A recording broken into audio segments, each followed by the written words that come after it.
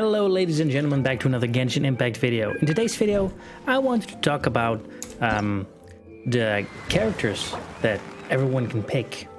You know, this video will be dedicated to free-to-play players that still need characters, or, well, actually they're dedicated to everyone. It doesn't really matter what kind of player you are, even if you're a fish or a whale or a dolphin. The thing is, what I wanted to talk about here is which character does your party need and which character should you pick in that case, because there are various characters in here that can do various things in a party, so that's why you need to make your choice correctly. So let's just start with the fact, do you need a main DPS? Which character do you need in this case? And there are two picks here that you can pick as a main DPS, and that would be Beidou and Ninguang. Now, why Beidou? She has one of the best physical damage builds that you can make with Electro, and everything that she does is only for her. Like her skill would be a counter, and well, actually her Q actually stays on the battlefield, so it can also be used as support. But the main thing that she does best is a main DPS style.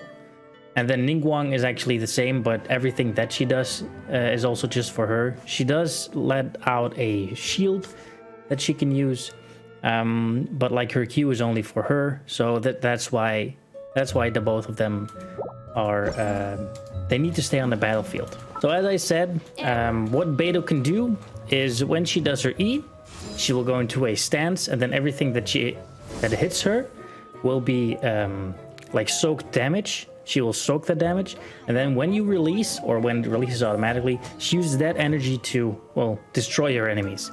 But if you use the skill perfectly timed, like the attack will come now, boom, and then it's just like instant, enormous amounts of damage.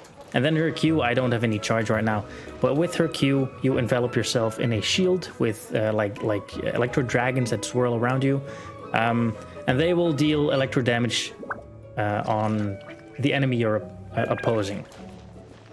For Ninguang, or also Beidou is a Claymore user, so she is actually very strong on her own. And then Ninguang is a Catalyst user. She uses Geo to attack, like she throws stones all around the battlefield. Her skill creates a shield, and everything will be stopped that's in front of you, and you can just shoot through it. And her Q actually creates a pillar that shoots all kinds of stones towards the enemy, but that's like single target. So Ninguang is like the boss killer, but if you have more constellations, this is something that we will touch upon later, she will deal AoE damage on her attacks.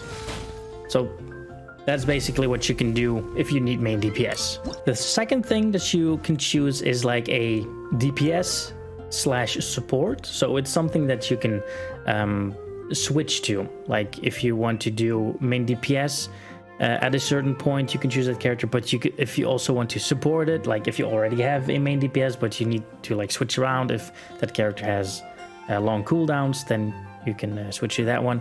There are multiple choices here, like you have Chongyong. Chongyong can be used as a main DPS, but he's better at support, but he can be a main DPS. Xiangling as well. Xiangling can be main DPS and support, and Xinyan too. The last one I'll touch upon later. So, Xinyan. What does Xinyan do? Xinyan is a Claymore wielder, so she's also very strong, or she can be very strong.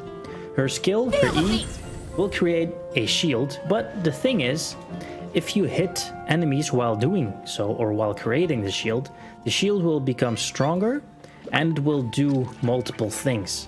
Like if you hit one enemy, two enemies, or three enemies, it will have a different setting. Hitting 0 to 1 opponents grants a shield that's called Adlib. Hitting 2 opponents grants a shield called Lead In, and hitting 3 or more grants a shield called Rave. And this one also deals pyro damage when you're enveloped by it. And as you can see, the shield level 1 has 130% of your damage plus of your defense, sorry, plus a certain amount. Then level 2 is even stronger, and the third is the strongest with 180% of your defense plus a flat defense. But it also does damage over time, 42% to be exact. That's basically what Xinyan's skill does, and her burst is just a AoE attack of fire, where you just do a rock and roll guitar blast, and you also get a level 3 shield, as you can see here. Well, the level 3 shield is a part of the constellations. Pardon me for that screw up, but I'll also talk about that later. Xiangling is a polearm user. I used her myself as a main DPS at the start of the game. She's pretty good. She's very fast when attacking, so you can do a lot of damage with her if you have the right setup, of course. But her E is Guoba. He spews fire, but it stays on the battlefield. Doesn't matter if you change characters, so this is something that you can really do as support. Well, by the way, the shield of Xinyan also stays on the battlefield. I mean, it's a shield. We all know how that works.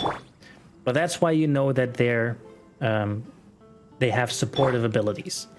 And then Xiangling's Q, she throws fire spears around you that swirls around you, and it also stays on the battlefield when you switch. So Xiangling is actually better, or well, more preferred as a support over a main DPS, because there are people that, or there are characters that do main DPS better than Xiangling.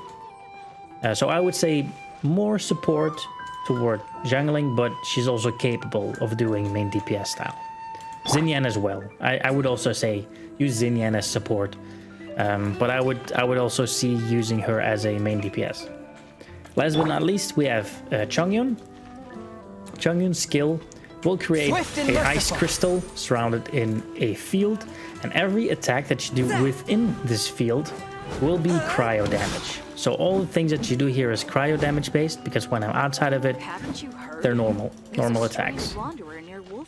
So everything in that is cryo, and everything outside is normal. That's basically how this works. This is also the reason why you would want to use Chongyong as a support, because if you have a Diluc or like a Razor, for instance, well, you don't really want to use it with Razor, but if you have a powerful main user that wants to use their skills as a what's the name, elemental reaction, like Diluc, for instance, you will do his E, you switch to Diluc, and then you start doing your normal damages and do fire in between to do melt. That's basically how you could use it, how you should use it. But Chongyong can also be main DPS if you build him correctly, if you use everything correctly. And then his Q is a summon of swords, like bang, and it's a one-time use. It doesn't stay on the battlefield. It's just instant damage, and that's like the biggest reason why you want to use him as a main DPS, because this Q is just a one-time use, doesn't stay on the battlefield. Same for Xinyan, also one-time use, doesn't stay on the battlefield. So there's a tricky choice here, but I would still say use these three as support. But if you really need to, you can also use them as main DPS. And then to the creme de la creme, the last person who you should solely use as support, because, well, I use him solely as support. I have a video dedicated to this guy. He's the best 4-star that you can pick if you need support, and that's Xingqiu. I use Xingqiu in all my parties, in all my main parties to be exact, because I am a Keqing main, and with Keqing, I've also made a video about that called Electro Keqing, how I pair her with Xingqiu, and this is just the best power couple in the entire game.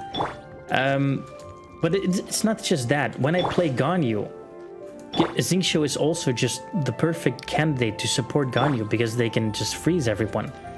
And the thing that makes Xingqiu so amazing is that when you use her, well, he looks like a girl, so apologize. But if you use his skill, you will be surrounded by swords. Now, this is a higher constellation character. If it's constellation 0, you will have 3 swords. So there's a difference. But these swords will absorb damage, and if they have absorbed an X amount of damage, they will break, and when they break, they will heal you. So it's not a perfect shield. You will still get a slight bit of damage, but when the sword breaks, it will heal you. So depending on the attack that you have, you will give the user that much HP back. So there's no loss here. And his Q actually creates the same swords but stronger, because when you attack, you will see the Hydro swords attack alongside, like first 2 swords, 3 swords, and then 5 swords. And this is for everyone. So Keqing can use these swords, and then Ganyu can also use these swords. So this is it's the perfect ability to do elemental reactions with.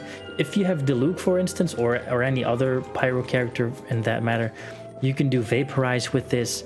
I mean, Xingqiu is and will always be, well, until someone else comes out that's better. But for now, Xingqiu is like the all-time best support in the entire game that rivals. I think it's even better than 5 stars. If whatever Xingqiu can be, it's a 6 star, in my opinion. I will never create a party without Xingqiu in it. It's my thing. This character is just amazing. So if you want the perfect 4-star support, go for Xingqiu. If you want main DPS, go Beidou, go Ninguang. And if you want a mixture, if you want to switch around all the time, then pick Xiangling, Xinyan, or Chongyong. That's basically what I want to say. But maybe you're like me and you have all these characters and you're like, who should I pick the constellation for? Well, that's not an easy question to answer. How you should look at it is, if you have created a party and you use Ninguang as your main DPS, and you will use her continuously as main DPS, then pick her constellations, because they will become freaking amazing. Like this one does AoE damage, so if you don't have any constellations and you want a main Ninguang, then pick this one, because the normal hits just deal AoE damage. But if you have like constellation 5 and this is the last one, pick this one, for crying out loud, because the Q will just summon 7 more Jades. So I mean, it's amazing.